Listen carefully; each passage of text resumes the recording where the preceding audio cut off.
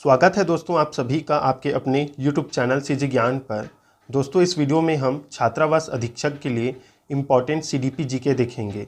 देखिए दोस्तों, जो भी जीके देखेंगे वो टॉपिक वाइज होगा, आपके सिलेबस के अकॉर्डिंग होगा। ये आपका सिलेबस है आपके छात्रावास अधीक्षक का, ये कंप्यूटर का जो है सिलेबस है, लेकिन हम जो सिलेबस देखेंगे वो होगा CDP का। तो देखिए यहाँ पर दिया है बाल मनोविज्ञान। आपके प्रश्न पत्र में जो है 10 अंकों के कुल 10 प्रश्न होंगे, जिनके टॉपिक है दोस्तों शिक्षा एवं मनोविज्ञान, बुद्धि एवं व्यक्तित्व की अवधारणा, समावेशी शिक्षा, सृजनात्मकता, व्यक्तित्व भिन्नता, निर्देशन एवं परामर्श। तो इन्हीं टॉपिक को दोस्तों इस वीडियो में कंप्लीट कराएंगे आपको।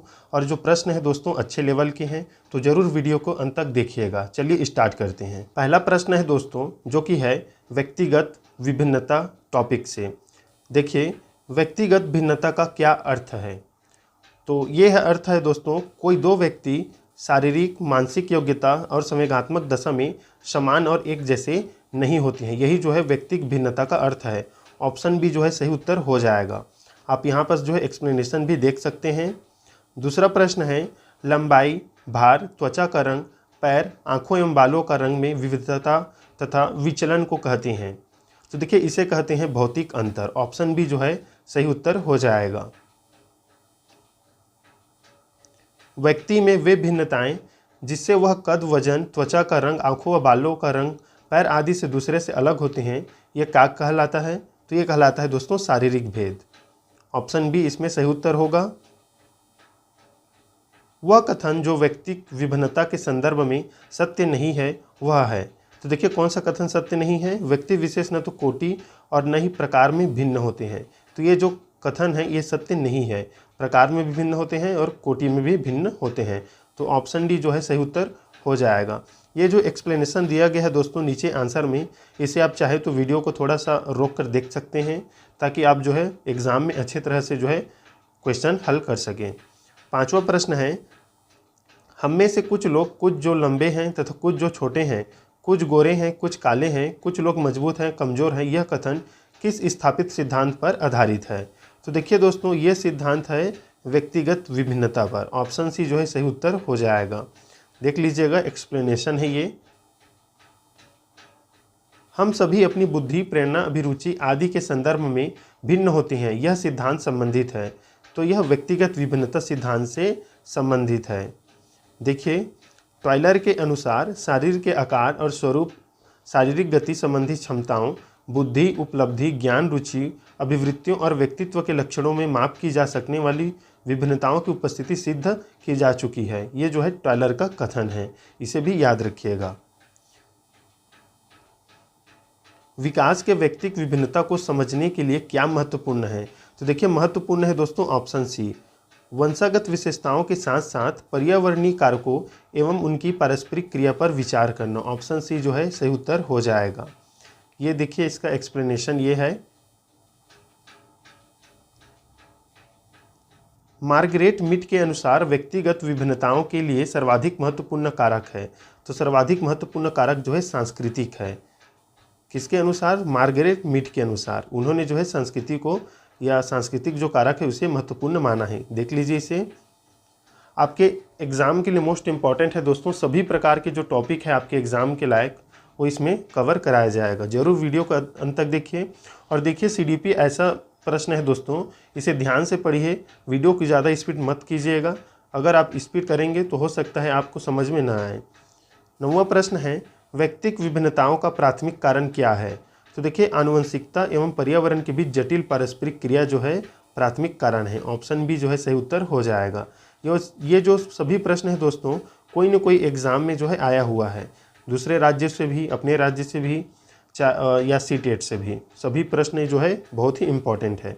आमतौर पर सभी कक्षाओं में विविधता होगी, उस आयाम को पहचाने जो बहुत अधिक विविधता से संबंधित कई समस्याओं को प्रस्तुत नहीं करता। तो देखिए भौगोलिक स्थिति, इसका सही उत्तर है भौगोलिक स्थिति। व्यक्तिगत विभिन्नताओं का क्षेत्र है, तो कौन सा क्षेत्र है? ये सभी है। लिंग भेद, शारीरिक रचना, मानसिक योग्यताएं।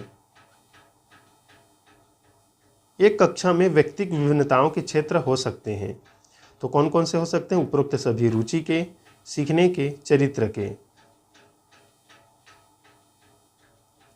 आज की कक्षाओं में छात्र के बीच सांस्कृतिक, जाति और नस्लीय खाली स्थान की एक विस्तृत श्रृंखला होने की संभावना है। तो विविधता।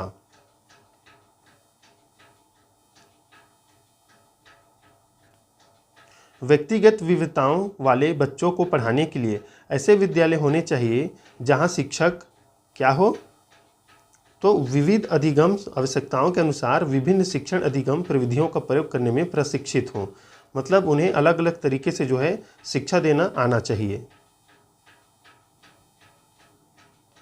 व्यक्तिगत विभिन्नता के मिलने के संबंध में एक अध्यापक की भूमिका होनी चाहिए।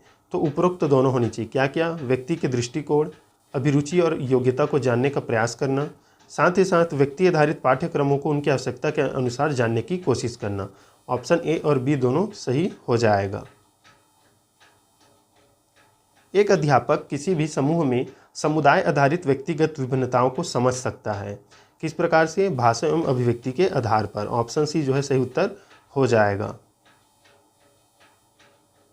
देखिए दोस्तों, इस वीडियो को जरूर एक लाइक कीजिए। जितने भी देख रहे हैं साथी वो जरूर एक लाइक किया कीजिए और ज़रूर इसे अपने दोस्तों के साथ शेयर कीजिए। जो भी छात्रावास अधीक्षक की तैयारी कर रहे हैं या सीटेट की या कोई भी ऐसे एग्ज़ाम्स की जहां पर सीडीपी पूछा जाता है। व्यक्तिगत विभिन्नताओं से संबंधित निम्न में से कौन सा कथन सही है?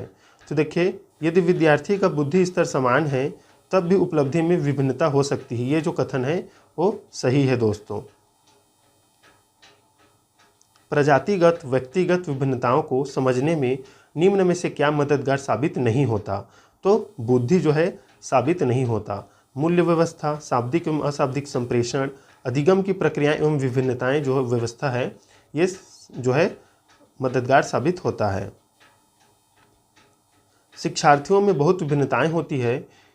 इनसे किसके या किनके लिए शिक्षक को संवेदनशील होने की आवश्यकता है? तो देखिए दिया गया है संज्ञानात्मक क्षमताओं और सीखने के स्तरों पर आधारित भिन्नताएं, भाषा, जाति, लिंग, धर्म, समुदाय की विविधता पर आधारित भिन्नताएं। तो कौन सा जो कूट है इसमें से सही है? तो केवल बी है, मतलब दोनों है। दोनों जो कथन है वो सही है, इसे ध्यान दीजिएगा। भारत में अधिकांश कक्षाएं बहुभाषी होती है। इसे शिक्षक द्वारा खाली स्थान के रूप में देखा जाना चाहिए, तो संसाधन के रूप में देखा जाना चाहिए दोस्तों। एक कक्षा में बहुभाषी विद्यार्थी है, यह स्थिति उत्पन्न करती है, तो यह सीखने के समृद्ध संसाधन को जो है उत्पन्न करती है। देखिए एनसीएफ 2005 के अनुसार भी यही कहा गया है। अध्ययन की दृष्टि से व्यक्तिगत विभिन्नताओं का महत्व है। तो देखिए अध्ययन की दृष्टि से व्यक्तिगत विभिन्नताओं का महत्व जो है वो है उपयुक्त सभी। क्या क्या है? विद्यार्थियों की व्यक्तिगत शिक्षण व्यवस्था, व्यक्तिगत रुचि के अनुसार गृह कार्य देना, विद्यार्थियों का समरूप समूहों का वर्गीकरण।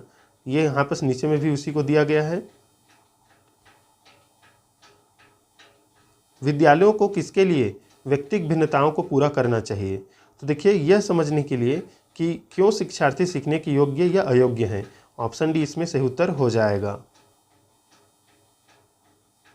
समान आयु के बच्चे में भी आकृति, योग्यता, स्वभाव, रुचि, प्रवृत्ति और अन्य बातों में बहुत अंतर होता है। इस संदर्भ में विद्यालय की क्या भूमिका होती है?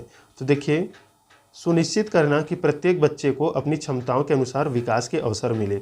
ऑप्शन डी जो है सही उत्तर हो जाएगा।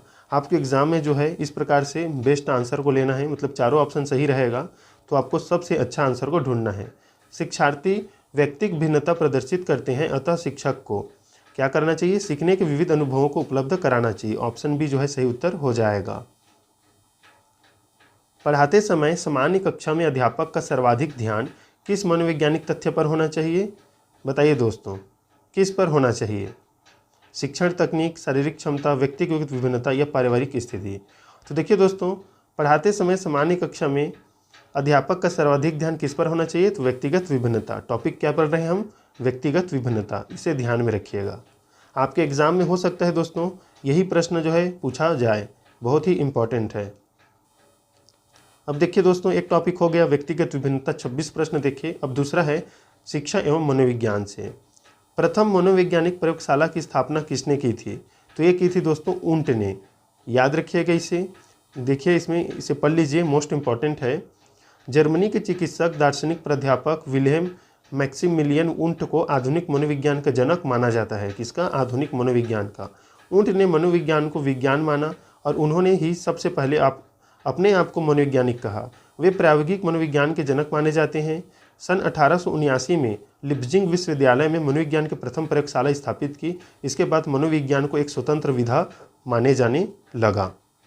इसका स्क्रीनशॉट रख लीजिएगा, मोस्ट इम्पॉर्टेंट है ये। छात्र अधिगम का वार्क मॉडल इनके द्वारा प्रस्तावित किया गया था। तो किसके द्वारा? नील फ्लेमिंग के द्वारा वार्क मॉडल। देख लीजिएगा, मैं आपको जो है एक्सप्लेनेशन बार बार नहीं करूंगा, इसे आप खुद से रोक कर आप इसे पढ़ लीजिएगा दोस्तों। शिक्षा मनोविज्ञान की उत्पत्ति का वर्ष कौन सा माना जाता है? तो 1900 माना जाता है दोस्तों, 1900। देखिए अगला प्रश्न है दोस्तों, शिक्षा मनोविज्ञान का संबंध किससे नहीं है? तो देखिए संचार माध्यमों का अध्ययन इससे संबंधित नहीं है। बाकी मानव व्यवहार, मानसिक प्रक्रिया, सीखने के तरीकों से संबंधित है। कौन सा? शिक्षा मनोविज्ञान। निम्नलिखित में से कौन शिक्षा मनोविज्ञान की प्रकृति है? तो कौन सा है दोस्तों? तो विध्यात्मक विज्ञान। ऑप्शन सी जो है इसमें सही उत्तर रहेगा। शिक्षा मनोविज्ञान की दृष्टि से निम्नलिखित में से कौन सा कथन सत्य है? तो देखिए कौन सा कथन सत्य है? तो बच्चे अपने ज्ञान का स्वयं सृजन करते हैं, और यही कथन दोस्तों जीन पियाजे ने भी कहा है। इसे आप याद रखिएगा। जीन पियाजे ने दोस्तों बच्चों को जो है नन्हा वैज्ञानिक भी कहा है। ये आपके लिए मोस्ट इंपॉर्टेंट प्रश्न हो सकता है। एक शिक्षक को अपने विद्यार्थियों की क्षमताओं को समझने का प्रयास करना चाहिए। निम्नलिखित में से कौन सा क्षेत्र इस उद्देश्य के साथ संबद्ध है? तो शिक्षा मनोविज्ञान। शिक्षा मनोविज्ञान है तो देखिए ये एक मानक विज्ञान है दोस्तों। ऑप्शन सी इसमें सही उत्तर रहेगा। प्रारंभ में आत्मा का प्रयोग किस शास्त्र में किया जाता था? तो यह किया जाता था दोस्तों दर्शन शास्त्र में। 1882 ईस्वी में किस मनोवैज्ञानिक द्वारा लंदन में मानवीय विशेषताओं का अध्ययन करने के लिए प्रयोगशाला का निर्माण किया गया? तो देखिए अल्फ्रेड बिने द्वारा। ऑप्शन सी इसमें सही उत्तर रहेगा। देख लीजिएगा ये दिया गया है इसमें। शिक्षा मनोविज्ञान का अध्ययन अध्यापक को इसलिए करना चाहिए क्योंकि इसकी सहायता से अपने शिक्षण को अधिक प्रभावशाली वो बना सकता है। ऑप्शन डी सही उत्तर हो जाएगा। निम्न में से कौन सी शिक्षा मनोविज्ञान की सर्वाधिक व्यक्तिनिष्ठ विधि है? तो ये है अंतर्दर्शन। ऑप्शन ए जो है मोस्ट सही आंसर है, और ये प्रश्न जो है मोस्ट इंपॉर्टेंट है दोस्तों, याद रखिएगा। निम्नलिखित में से कौन सा विकल्प शिक्षा मनोविज्ञान की एक सीमा है? तो कौन सा है दोस्तों? व्यक्तिगत विभिन्नताओं की समस्या। ये जो है शिक्षा मनोविज्ञान की एक सीमा है। प्रयोगात्मक विधि को सर्वप्रथम प्रस्तावित किया था, मोस्ट इंपॉर्टेंट, तो विल्हेम वुंट ने। ऑप्शन सी इसमें सही उत्तर रहेगा। और इन्हें ही जो प्रयोगशाला के जनक भी कहा जाता है, प्रयोगात्मक मनोविज्ञान के पिता। यहाँ पर ये दिया गया है, इसे याद रखिएगा। मनोविज्ञान का शिक्षा के क्षेत्र में सबसे बड़ा योगदान है, तो क्या है? बाल केंद्रित शिक्षा। मनोविज्ञान प्रारंभ में किस विषय का अंग था? तो ये था दोस्तों दर्शन शास्त्र का, और ये प्रश्न बार बार पूछा जाता है। यहाँ पर इसे भी देख लीजिए, इसका स्क्रीनशॉट रख लीजिएगा, इंपॉर्टेंट है। पारिस्थितिक प्रणाली सिद्धांत को मूल रूप से उरी ब्रोफेर ब्रेनर द्वारा तैयार किया गया है। 4 प्रकार के नेस्टेड पर्यावरण प्रणालियों को निर्दिष्ट करता है, जिन्हें खाली स्थान भी कहा जाता है। तो इसे मानव पारिस्थितिकी कहा जाता है। ऑप्शन से इसमें सही उत्तर होगा। ये देखिए ये जो दिया गया है ये इसका सही क्रम है, इसे याद रखिएगा। ये मोस्ट इम्पॉर्टेंट है आपके एग्जाम के लिए।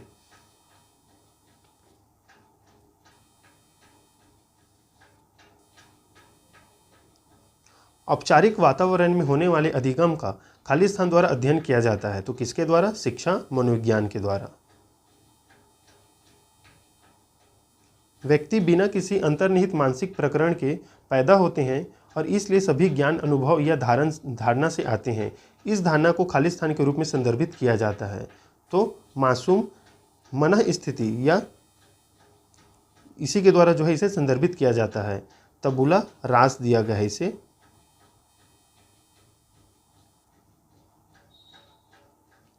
जो मासूम मना स्थिति है इसे तबुला रासा भी कहा गया है।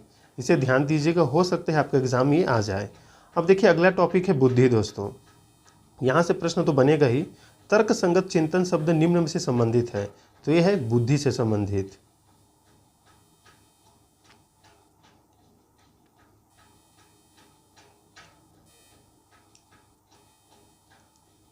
निम्नलिखित कथनों में से कौन सा बुद्धि के बारे में सही है? तो देखिए, बुद्धि बहुआयामी है तथा जटिल योग्यताओं का एक समूह है। ये बिल्कुल कथन सही है दोस्तों, याद रखिएगा, बहुआयामी है। और ये जो है रॉबिन्सन ने बुद्धि को परिभाषित करते हुए कहा है कि बुद्धि से तात्पर्य संज्ञानात्मक व्यवहारों के उस संपूर्ण समूह या वर्ग से है जो सूझ के साथ समस्या समाधान करने, नई परिस्थितियों से अनुकूलन करने, अमूर्त ढंग से सोचने तथा अपने अनुभवों से लाभ उठाने संबंधी किसी व्यक्ति की क्षमता को इंगित करता है। वहीं हार्वर्ड गार्डनर ने भी कहा है, बुद्धि का स्वरूप एकाकी न होकर बहु प्रकार होता है। इन्होंने मुख्य रूप से कुल 8 प्रकार की बुद्धि का उल्लेख किया है दोस्तों। अब न हो गया है वर्तमान में, इसे भी याद रखिएगा। बुद्धि के लिए कौन सा कथन सत्य नहीं है? तो देखिए, बुद्धि परिश्रम करने की योग्यता, ये जो कथन है ये सत्य नहीं है। बाकी देख लीजिएगा, और जो कथन है वो सभी सत्य हैं। निम्न में से कथन बुद्धि के बारे में सत्य नहीं है, तो यह स्थायी एवं अपरिवर्तनशील विशेषता है। देखिए, अपरिवर्तनशील नहीं है, परिवर्तन होते रहता है, आपको जानकारी मिलती रहती है आपको। तो ये जो है बुद्धि स्थायी है, ये कथन गलत है। अस्थायी है, आप भूलते भी हैं, मतलब विस्मरण स्मरण दोनों होती है। मनुष्य का व्यवहार मुख्यतः किससे प्रेरित होता है? तो ये होता है दोस्तों, बुद्धि से प्रेरित होता है। बुद्धि है दोस्तों, बुद्धि क्या है? तो सामर्थ्यों का एक समुच्चय है। आप जो भी अनुभव व्यवहार जो भी ग्रहण करते हैं दोस्तों, उसका समुच्चय है। मनोवैज्ञानिकों के अनुसार बुद्धि क्या है? तो देखिए, बुद्धि जो है सीखने की क्षमता और अमूर्त चिंतन की योग्यता है। मतलब ऑप्शन डी जो है सही उत्तर हो जाएगा। और देखिए, साथ ही साथ समायोजन करने की भी योग्यता है।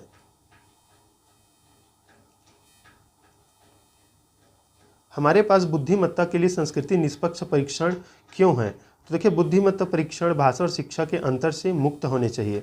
ऑप्शन ए इसका सही उत्तर हो जाएगा।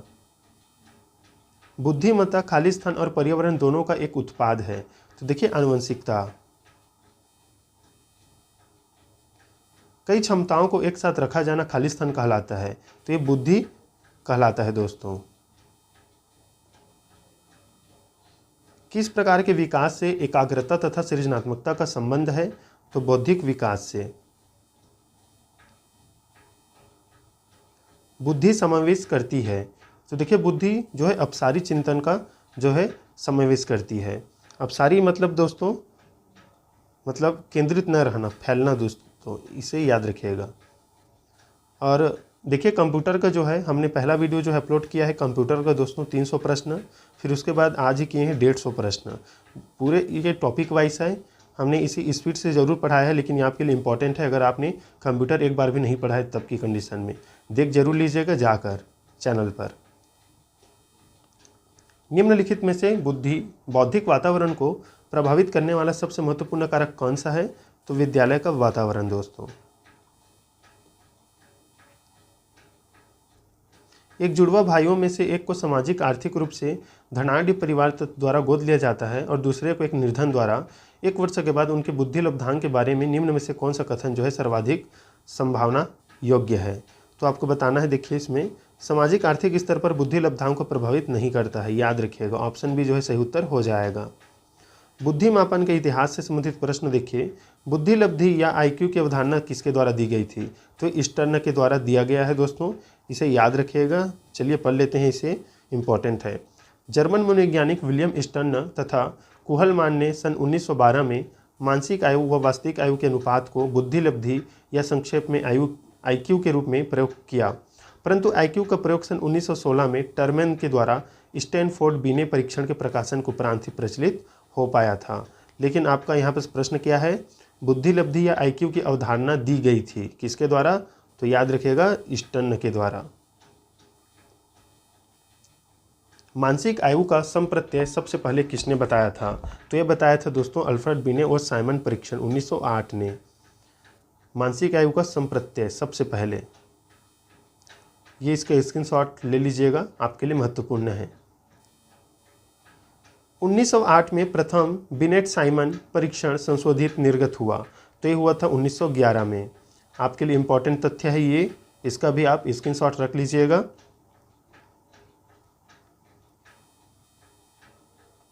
अमेरिका में प्रथम विश्व युद्ध के दौरान व्यक्ति की बुद्धिमत्ता का परीक्षण खालिस्तान में शुरू हुआ, तो कहाँ हुआ था? मतलब समूहों में हुआ था। व्यक्ति की बुद्धिमत्ता परीक्षण समूहों में शुरू हुआ। बुद्धि लब्धि मापने के जन्मदाता हैं, तो इसके जन्मदाता हैं दोस्तों टर्मन। याद रखिएगा। यहाँ पर इसे पढ़ते हैं, इंपॉर्टेंट है ये आपके लिए। बीने ने प्रथम बुद्धि परीक्षण का निर्माण किया, अल्फ्रेड बीने ने, याद रखिएगा, तथा मानसिक आयु का संप्रत्यय दिया। विलियम ईस्टर्न तथा कुहलमान ने 1912 में मानसिक आयु वास्तविक आयु के अनुपात को बुद्धि लब्धि के रूप में प्रयोग करने का सुझाव दिया। सन 1916 में टर्मेन ने मानसिक आयु वास्तविक आयु में 100 का गुणा करके बुद्धि लब्धि ज्ञात करने की विधि का निर्माण किया था। किसने किया था?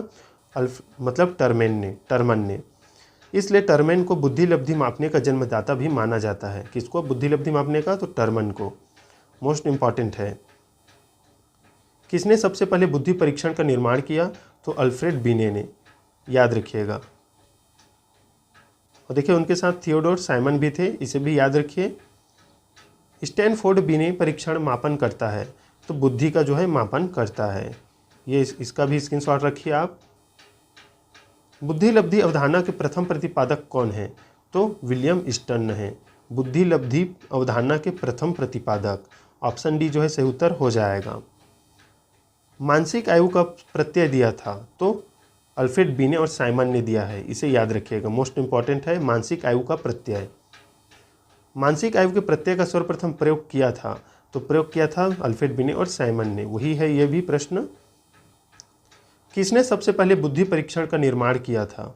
तो अल्फ्रेड बीने ने। बुद्धि परीक्षण के जनक कहे जाते हैं, तो अल्फ्रेड बीने को ही बुद्धि परीक्षण का जनक कहा जाता है, इसे भी याद रखिएगा। साथ ही साथ देखिए अल्फ्रेड बीने ने मानसिक आयु का संप्रत्यय दिया था, ये प्रश्न हमने कराया है, इसे याद रखिए। प्रायः बालकों की बुद्धि का मापन किया जाता है, तो अवाचिक समूह बुद्धि परीक्षण के द्वारा। ऑप्शन ए जो है सही उत्तर हो जाएगा। रेवन का प्रोग्रेसिव मैट्रिसिस परीक्षण खाली स्थान का परीक्षण का उदाहरण है, तो सांस्कृतिक मुक्त बुद्धि लब्धांक का। ऑप्शन सी इसमें सही उत्तर रहेगा।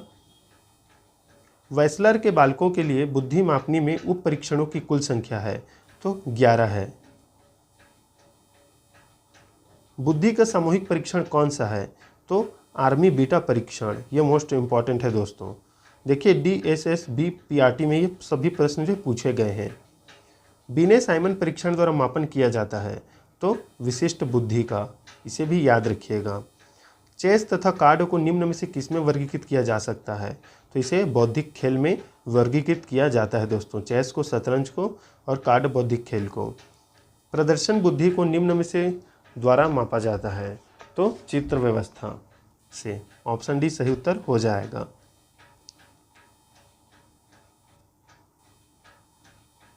बारह वर्ष से 16 वर्ष के बच्चों के लिए हिंदी में डॉक्टर एस जलोटा ने कौन सा परीक्षण प्रतिपादित किया है? तो साधारण मानसिक योग्यता परीक्षण। ऑप्शन बी जो है सही उत्तर रहेगा। भाटिया बैटरी का प्रयोग निम्न में से किसके मापन हेतु किया जाता है? तो बुद्धि के मापन हेतु। भाटिया बैटरी का प्रयोग निम्न से किसके परीक्षण हेतु किया जाता है? तो वही बुद्धि है, ये भी वही प्रश्न है। बुद्धि लब्धि के आधार पर मंद बुद्धिता के स्तर का सही क्रम क्या है? देखिए जड़ बुद्धि, अल्प बुद्धि, मंद बुद्धि दिया है 71 से कम, 71 से 80, 80 से 91। तो यहाँ पर देखिए आप इसका तालिका, ये तालिका जो है आपका टर्मन ने और स्टैनफोर्ड तथा जो है बीने ने ये जो है तैयार किया है। और यहाँ से प्रश्न बनता है दोस्तों। आपका सामान्य बुद्धि जो है 90 से 110 या 91 से 110 माना गया है। आपका प्रतिभाशाली 130 से अधिक, कहीं के ऊपर 140 से अधिक आपको देखने को मिलेगा। प्रखर बुद्धि 120 से 130 और तीव्र बुद्धि 110 से 120। आपका मंद बुद्धि जो है 81 से 90 है। अल्प बुद्धि 70 से 80 है और 71 से कम जड़ बुद्धि, इडियट या इम्पिकेबल कहा जाता है। इसे स्क्रीनशॉट रख लीजिएगा। बुद्धि लब्धि संबंधी विभिन्नताओं में कौन सम्मिलित नहीं है? तो कला में रुचि। एक बच्चे की आयु 12 वर्ष तथा बुद्धि लब्धि 75 है, उसकी मानसिक आयु होगी। एक बच्चे की जो आयु है वो 12 वर्ष है, लेकिन बुद्धि लब्धि 75 है, उसकी मानसिक आयु होगी। तो देखिए ये जो है फार्मूला है, इसका प्रयोग करके आप जो है निकाल सकते हैं मानसिक आयु। तो इसका देखिए 9 उत्तर आया है। आप इस जो है मेथड का प्रयोग करके जो है सॉल्व कर सकते हैं इसका। एक 25 वर्ष का लड़का जिसकी मानसिक आयु 16 वर्ष है, उसकी IQ क्या होगा? तो ये जो है इसका जो है सॉल्व किया गया है। तो IQ जो है 64 होगा। अधिकांश लोगों का औसत कुछ बहुत ही उज्जवल होता है और कुछ बहुत ही पूर्ण रूप से स्थापित। यह कथन किस सिद्धांत पर आधारित है? तो ये बुद्धि का वितरण सिद्धांत पर आधारित है दोस्तों। एक विद्यार्थी की वास्तविक आयु 10 वर्ष है तथा मानसिक आयु 12 वर्ष है, उसकी बुद्धि लब्धि होगी। तो देखिए जो ये फार्मूला है आपको इसमें रखना है और ये जो है आंसर आ जाएगा 120 होगा, मतलब आपका जो है तीव्र बुद्धि में आएगा। बुद्धि के एकल कारक सिद्धांत किसने दिया था? तो ये दिया था अल्फ्रेड बिने ने। बुद्धि का एकल घटक या एकल अवयव सिद्धांत दिया था तो अल्फ्रेड बिने ने। ये सभी इंपॉर्टेंट प्रश्न हैं, ये जो है आपको सुमेलित करना है। तो देखिए यहाँ पर देखिए एक तत्व सिद्धांत अल्फ्रेड बिने टर्मन ने, बहुतत्व सिद्धांत थॉर्नडाइक ने, समूह तत्व सिद्धांत थर्स्टन ने, त्रिआयामी सिद्धांत गिलफोर्ड ने दिया है। उपयुक्त विकल्प में से कोई उत्तर सही नहीं है, इसलिए इसे विलोपित किया गया था। बुद्धि का कौन सा सिद्धांत सामान्य बुद्धि जी और विशिष्ट बुद्धि एस की उपस्थिति का समर्थन करता है? तो स्पीयरमैन का द्विखंड सिद्धांत या द्विकारक सिद्धांत, इसे याद रखिए दोस्तों, मोस्ट इंपॉर्टेंट है, जिसे जी फैक्टर और एस फैक्टर भी कहा गया है। बुद्धि के द्विखंड सिद्धांत का प्रतिपादन किसने किया? तो ये किया है स्पीयरमैन ने। ये है इसका, कब किया था? देखिए 1904 में किया है, मोस्ट इंपॉर्टेंट है। बुद्धि के द्विकारक सिद्धांत का प्रतिपादन किसने किया? तो स्पीयरमैन ने ही किया है। स्पीयरमैन के अनुसार तर्क करने की क्षमता और समस्या समाधान करने की क्षमता कहलाती है, तो ये जी कारक कहलाती है, मतलब सामान्य बुद्धि। आप इसे पढ़ लीजिएगा दोस्तों। बुद्धि की स्पीयरमैन परिभाषा में कारक जी है, तो कारक जी सामान्य बुद्धि को जो है बताता है। बुद्धि का बहुकारक सिद्धांत जो थॉर्नडाइक द्वारा दिया गया है,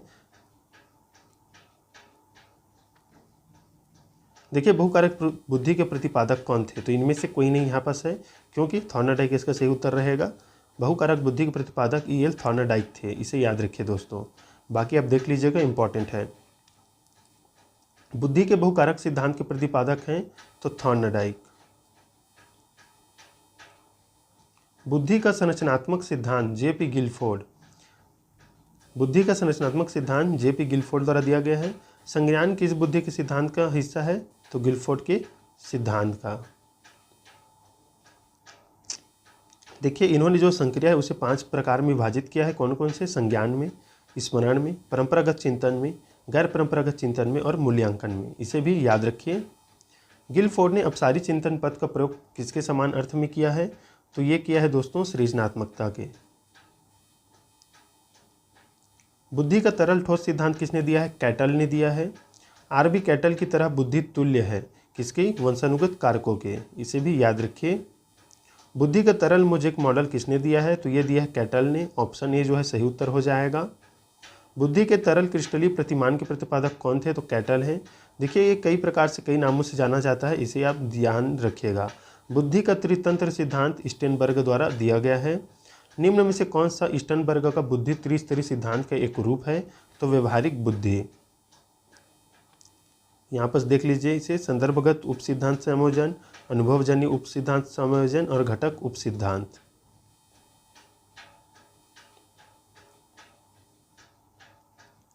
इनमें से कौन सा त्रितंत्री सिद्धांत में व्यवहारिक बुद्धि का अभिप्राय नहीं है? पर्यावरण का पुनर्निर्माण करना, केवल अपने विषय में व्यवहारिक रूप से विचार करना, इस प्रकार के पर्यावरण का चयन करना जिसमें आप सफल हो सकते हैं, पर्यावरण के साथ अनुकूलन करना। तो केवल ये जो है अभिप्राय नहीं है दोस्तों। ऑप्शन बी इसमें सही उत्तर रहेगा। अब देखिए दोस्तों अगला टॉपिक है व्यक्तित्व। एक आपका व्यक्तिगत भिन्नता था और एक है व्यक्तित्व। तो व्यक्तित्व आ गया ये। एक बच्चे के मूल जन्मजात स्वभाव को निरूपित करने के लिए किस पद का प्रयोग किया जाता है? तो प्रकृति या मिजाज का। व्यक्ति में उन मनोशारीरिक अवस्थाओं का गतिशील संगठन जो उसके पर्यावरण के साथ अद्वितीय सामंजस्य निर्धारित करता है कहलाता है। तो ये व्यक्तित्व कहलाता है दोस्तों। देखिए आलपोर्ट ने इससे संबंधित जो है परिभाषा दिया है। अगर एग्जाम में जो आए ऐसे परिभाषा तो आप ऑप्शन देखिएगा। व्यक्तित्व के संगठन का स्वरूप है। तो देखिए व्यक्तित्व के संगठन का स्वरूप दोस्तों मनोवैज्ञानिक शारीरिक है। व्यक्तित्व के संदर्भ में कौन सा कथन असत्य है? तो व्यक्तित्व व्यक्ति के केवल बाहरी रूप तक सीमित होता है, ये कथन जो है असत्य है। केवल बाहरी नहीं दोस्तों, आंतरिक भी जो है व्यवहार इसमें शामिल होता है। व्यक्तित्व स्थायी समायोजन है, तो ये सभी का पर्यावरण के साथ, जीवन के साथ, प्रकृति के साथ। व्यक्तित्व विकास की अवस्था है, तो व्यक्तित्व विकास की अवस्था जो है अधिगम एवं वृद्धि है दोस्तों। बालक के व्यक्तित्व की नींव किस अवस्था में पड़ती है, तो बचपन अवस्था में। स्थायी विशेषताओं के पैटर्न के रूप में क्या वर्णित है जो एक व्यक्ति को परिभाषित करता है और स्थिरता एवं व्यक्तित्व का उत्पादन करता है, तो व्यक्तित्व। ऑप्शन ए जो है सही उत्तर हो जाएगा। किसी के व्यक्तित्व के विकास से खाली स्थान में सहायता होती है। तो देखिए दोस्तों, किसी के व्यक्तित्व के विकास से खाली स्थान में सहायता होती है, तो सभी क्षेत्रों में सहायता होती है। ऑप्शन यहाँ पर मिट गया है, आप इसे ध्यान में रखिएगा। अब देखिए दोस्तों, अगला प्रश्न है समावेशी शिक्षा का अर्थ। अब यहाँ पर समावेशी शिक्षा हमारे टॉपिक में है छात्रावास के, तो उससे संबंधित प्रश्न। खाली स्थान यह विचारधारा है कि सभी बच्चों को एक नियमित विद्यालय व्यवस्था में समान शिक्षा प्राप्त करने का अधिकार हो, तो समावेशी शिक्षा में ये जो है नियम आप पढ़ लीजिए, आपके समावेशी शिक्षा से प्रश्न जो आएगा उसके लिए मोस्ट इंपॉर्टेंट है। समावेशी शिक्षा से तात्पर्य है नियमित विद्यालयों में सभी प्रकार के बालकों का बिना किसी भेदभाव के स्वागत करना। ये बिल्कुल कथन सही है। शिक्षा में समावेशन का अर्थ है, तो देखिए सभी विद्यार्थियों को शिक्षा की मुख्य धारा प्रणाली में स्वीकार करना, ये जो है इसका सही उत्तर हो जाएगा।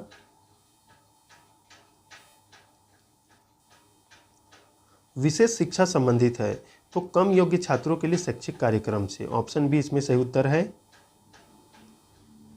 निःशक्त बालकों की शिक्षा के लिए प्रावधान किया जा सकता है, तो समावेशी शिक्षा द्वारा।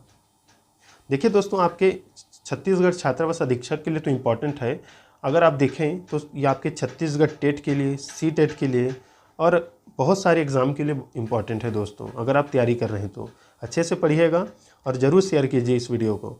वर्तमान में निःशक्त बच्चों की शिक्षा के लिए कहा गया है समावेशी शिक्षा के बारे में।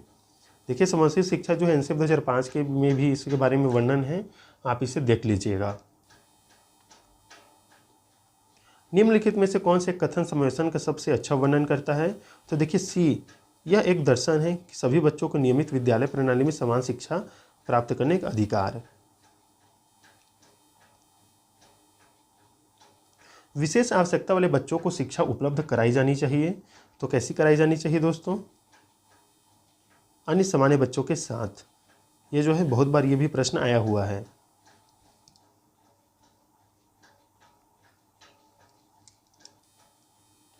समावेशी शिक्षा, तो समावेशी शिक्षा कक्षा में विविधता का उत्सव मनाती है दोस्तों, मतलब विभिन्नता को स्वागत करती है, विभिन्नता का। समावेशी शिक्षा मानती है कि हमें खाली स्थान को खाली स्थान के अनुरूप बदलना है, तो व्यवस्था को जो है बच्चे के अनुरूप बदलना है। ऑप्शन ए सही उत्तर हो जाएगा।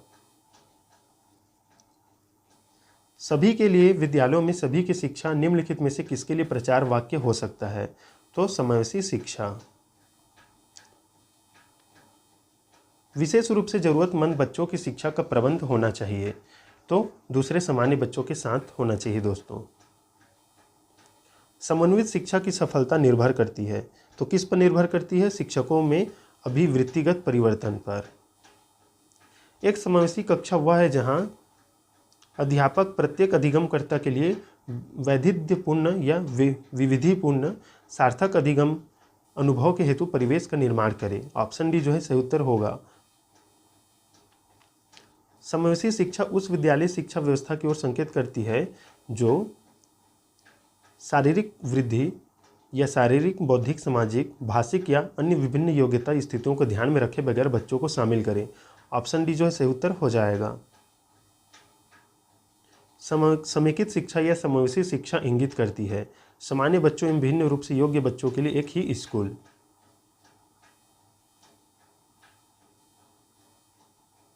विशेष शिक्षा इससे संबंधित है, तो विकलांगों के लिए शैक्षिक कार्यक्रम से। नियमित विद्यालयों में आमतौर पर विकासशील बच्चे के साथ साथ विशेष बच्चों को शिक्षित करना क्या है, समावेशी शिक्षा है। देखिए समष्टि शिक्षा की आवश्यकता एवं उद्देश्य आपको पता ही होगा। उद्देश्य क्या है, आवश्यकता क्या है। आवश्यकता मतलब कि देश को प्रगति के लिए बढ़ाने के लिए ये जरूरी है कि सभी को समान अधिकार प्राप्त हो, समता समानता का भाव हो। उद्देश्य भी वही है दोस्तों, आवश्यकता एवं उद्देश्य। सभी को मतलब समान शिक्षा प्रदान करना, समानता लाना, भेदभाव मिटाना, ये जो है आवश्यकता एवं उद्देश्य है। अब देखिए निर्देशन आ गया दोस्तों, निर्देशन एवं परामर्श। तो आपको इसे देख के चलना है। वह प्रक्रिया जिससे व्यक्ति और उसके स्वयं के प्रयासों के द्वारा अपनी क्षमताओं को पहचानता है, वह उनको विकसित करता है ताकि वह वातावरण में समायोजित हो सके। तो यह है जो दोस्तों मार्गदर्शन। किसी व्यक्ति समस्या हेतु 1/1 निर्देशन कहलाता है। उत्तर व्यक्तिगत निर्देशन है, देख लीजिएगा। व्यवसायिक निर्देशन का प्रयोग सर्वप्रथम किसने किया था, तो ये किया था पार्सन्स ने दोस्तों, सॉरी।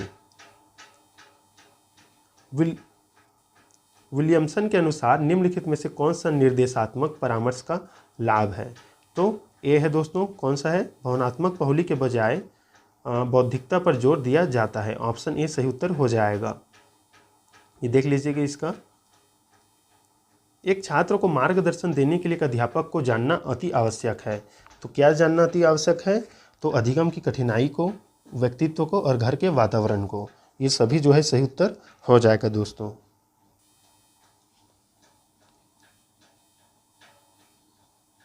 परामर्श का उद्देश्य है, तो परामर्श का क्या उद्देश्य है दोस्तों, तो उपरोक्त सभी। बच्चे को समझना, बच्चे की कमियों का कारण का पता लगाना, बच्चे को समायोजन में सहायता करना। उपरोक्त सभी इसका सही उत्तर हो जाएगा। ये बाकी देख लीजिएगा, परामर्श का ये उद्देश्य है।